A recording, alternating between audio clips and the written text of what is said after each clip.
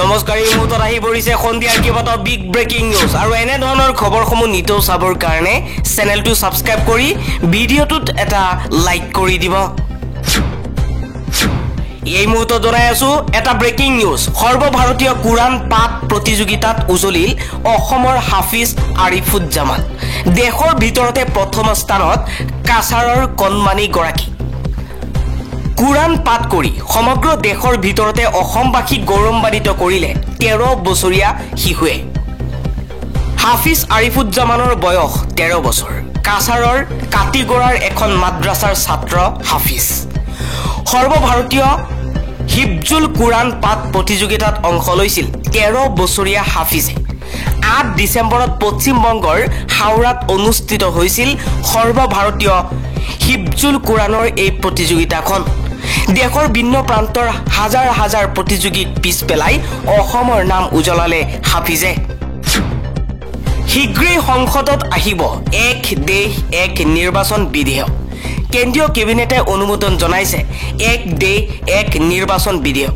এই বিধেয়কখন গৃহীত হোৱাৰ লগে লগে একে সময়তেই সমগ্ৰ ভাৰতবৰ্ষত নিৰ্বাচন অনুষ্ঠিত হ'ব। বাংলাদেশত হিন্দুৰ ওপৰত অত্যাচাৰ চলা নাই। এবাৰ AIUDFৰ বিধায়ক আমিনুল ইছলামৰ এই মন্তব্য। আমিনুল ইছলামৰ এই মন্তব্যৰ পাছতে সৰব হৈ পৰিছে বিজেপিৰ নেতা কৰ্মীসকল। বাংলাদেশত হিন্দুৰ ওপৰত চলি থকা আক্ৰমণক লৈ সৰব হৈ পৰিছে বিজেপি। অসমৰ মুখ্যমন্ত্ৰী হিমন্ত বিশ্ব শৰ্মা তেনে সময়তে বাংলাদেশত হিন্দুৰ ওপৰত অত্যাচাৰ চলা নাই বুলি সংবাদ মাধ্যমৰ আগত এই মন্তব্য কৰিছে AIUDFৰ বিধায়ক আমিনুল ইছলামে। আমিনুল ইছলামে কৈছে, আমি ভাৰতত থাকি কেনেকৈ ক'ব পাৰোঁ যে বাংলাদেশত হিন্দুৰ ওপৰত অত্যাচাৰ চলিছে। বাংলাদেশত গ'লেহে আমি ক'ব পাৰিম। আমি অসমত থাকি বাংলাদেশৰ খবৰ নাজানো। সকলোৰে তেজ মিহলি হৈ আছে এই মাটিত। কাৰো বাপেকৰ সম্পত্তি নহয় এই হিন্দুস্তান। দিলজিত দোসাঞ্জ সংগীত শিল্পীয়ে এই মন্তব্য কৰিছে। বৰ্তমান সময়ত ভাৰতৰ বিভিন্ন দল সংগঠনে এক ধৰ্মীয় ৰাজনীতি আৰম্ভ কৰাৰ সময়তেই এই মন্তব্য কৰিছে সংগীত শিল্পী দিলজিত দোসাঙে। দিলজিত দোসাঙে কৈছে, কাৰো বাপেকৰ সম্পত্তি নহয় এই ভাৰতৰ মাটি। সকলোৰে তেজ মিহলি হৈ আছে এই মাটিত। অসমত গোমাংসৰ নিচিনাকৈ মাদক দ্ৰব্যও নিষিদ্ধ হ'ব লাগে। মদৰ বাবে বহুত পৰিয়ালে নিজৰ দেউতাক, ভায়েক, সন্তানক অকালতেই হেৰাই পেলাইছে। চৰকাৰলৈ অনুৰোধ জনাইছে যে গোমাংসৰ লগতে মদটো নিষিদ্ধ কৰিব লাগে। এইবাৰ অসমৰ সামাজিক মাধ্যমত চৰ্চা চলিছে এই বিষয়টো যে কেৱল মাত্ৰ গোমাংসই নিষিদ্ধ হ'লে নহ'ব, নিষিদ্ধ হ'ব লাগিব মাদক দ্ৰব্য।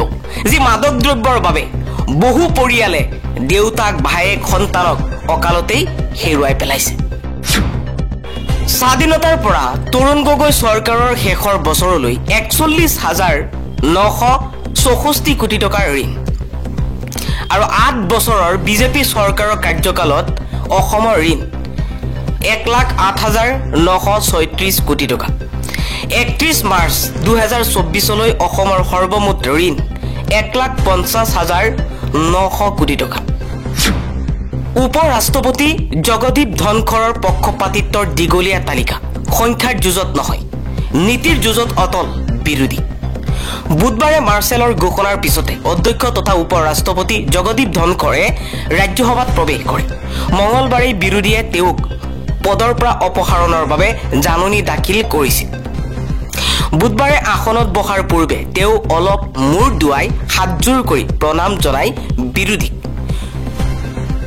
এই প্ৰণাম আন দিনতকৈ বেছি সময় আছিল। তেওঁৰ মুখত আছিল এটা মিচিকিয়া হাঁহি। তাৰ পাছতো বিৰোধীৰ পিনে দৃষ্টি নিক্ষেপ কৰি থাকোঁতে তেওঁৰ মুখত এক অৰ্থপূৰ্ণ হাঁহি বিৰিঙি থাকিল। ৰাজ্যসভাৰ বিৰোধী দলপতি মল্লিকাৰ্জুন খাৰ্গে ধনখৰৰ বিৰুদ্ধে অভিযোগ উত্থাপন কৰি কয় যে তেওঁ নিজৰ পৰৱৰ্তী পদোন্নতিৰ বাবে চৰকাৰৰ মুখপাত্ৰ হিচাপে কাম কৰিছে। অনাস্থা প্ৰস্তাৱৰ জাননীত বিৰোধীৰ অভিযোগ যে তেওঁ অধ্যক্ষৰ আসনত বহি RSSৰ প্ৰসংগ কৰে, RSSৰ প্ৰসংগ উত্থাপন কৰে, RSSৰ প্ৰশংসা কৰে, বিৰোধীৰ কণ্ঠৰোধ কৰে। বুধবাৰে খাৰ্গেই আন বিৰোধী ৰাজ্যসভাৰ নেতাৰ সৈতে সংবাদমেল অনুষ্ঠিত কৰি দাবী কৰে যে ৰাজ্যসভাত অচলা অৱস্থাৰ আটাইতকৈ ডাঙৰ কাৰণ হৈছে অধ্যক্ষজন নিজেই।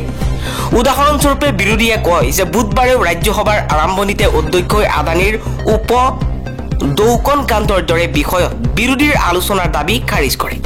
কিন্তু ৰাজ্যসভাৰ নেতা জে পি নাড্ডাক জৰ্জ সুৰেশৰ কংগ্ৰেছৰ সৈতে যোগাযোগৰ অভিযোগ উত্থাপন কৰাৰ সুযোগ দিয়া হয়। বিজেপিৰ সাংসদসকলে ৰাজ্যসভাত সোনিয়া গান্ধীৰ ওপৰত ব্যক্তিগত আক্ৰমণ কৰিছে। লোকসভাত সাংসদ ৰাহুল গান্ধীক লক্ষ্য কৰি লৈছে। যদিও ই নিয়মৰ বিৰোধী, তথাপিও অধ্যক্ষই অনুমোদন জনাইছে। অসমীয়াক ইজৰাইলৰ পৰা শিকিবলৈ আহ্বান জনালে অসমৰ মুখ্যমন্ত্ৰী হিমন্ত বিশ্ব শৰ্মাই। পুনৰ বিতৰ্কত অসমৰ মুখ্যমন্ত্ৰী হিমন্ত বিশ্ব শৰ্মা। মঙলবাৰে শ্বহীদ দিৱসৰ ভাষণত হিমন্তই কয়, বহিৰাগতৰ প্ৰত্যাহ্বানৰ সন্মুখীন হৈও জীয়াই থকাৰ ক্ষেত্ৰত ইজৰাইলৰ পৰা অসমে শিক্ষা ল'ব লাগিব। বাংলাদেশ, ম্যানমাৰ আৰু পশ্চিমবংগৰ সৈতে অসমৰ ঐতিহাসিক সংযোগৰ কথা উল্লেখ কৰি তেওঁ অসমৰ অসুৰক্ষিত সীমান্তৰ বিষয়ে আলোকপাত কৰে। শৰ্মাই ৰাষ্ট্ৰক শক্তিশালী আৰু জনসাধাৰণৰ সুৰক্ষা প্ৰদানৰ বাবে জ্ঞান, বিজ্ঞান, প্ৰযুক্তি আৰু সাহসৰ ওপৰত গুৰুত্ব আৰোপ কৰে। 1985 চনত স্বাক্ষৰিত অসম চুক্তি থকা স্বত্তেও অসমীয়াৰ বিৰুদ্ধে থকা ভাবুকিৰ কথা উল্লেখ কৰে।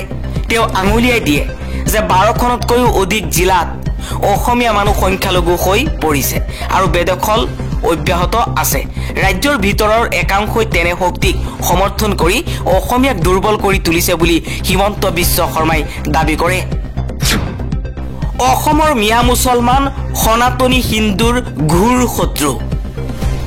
অসমৰ মিয়া মুছলমানৰ বিৰুদ্ধে সৰব হৈ পৰিছে শিকা শৰ্মাই কৈছে মিয়া আৰু মিয়া। এটা সময়ত মই মিয়াবোৰক অতি ভাল বুলি বিভিন্ন সংবাদ মাধ্যমত কৈছিলোঁ, কাৰণ মই তেতিয়া তেওঁলোকৰ ভিতৰখন বুজি পোৱা নাছিলোঁ। এতিয়া মিয়া এসোপাই মোৰ ভিডিঅ'বোৰ প্ৰচাৰ কৰি আছে, য'ত মই মিয়া মুছলমানক প্ৰশংসা কৰিছিলোঁ। কিন্তু মই মিয়াৰ প্ৰকৃত স্বৰূপ গম পালোঁ যোৱা লোকসভা ইলেকশ্যনৰ প্ৰচাৰৰ সময়তে। নিৰ্বাচনী প্ৰচাৰৰ বাবে মিয়া আৰু আন মুছলমান এৰিয়াত দিনে নিশাই ঘূৰি ফুৰি মোৰ যি ভয়ংকৰ অভিজ্ঞতা হ'ল, তাৰ পাছত মোৰ আগতে কোৱা সকলো কথাই ভুল বুলি প্ৰমাণিত কৰিলে। গতিকে মই আগতে মিয়াক প্ৰশংসা কৰা পুৰণি ভিডিঅ'বোৰ দেখুৱাই একো লাভ নাই।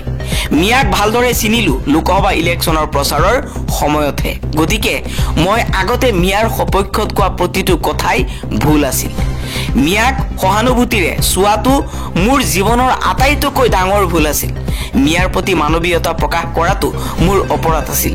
মিয়াক নিজৰ ককাই ভাই বনী বুলি ভবাটো মোৰ দুখ আছিল। মিয়া হিন্দুৰ আপোন হ'বই নোৱাৰে।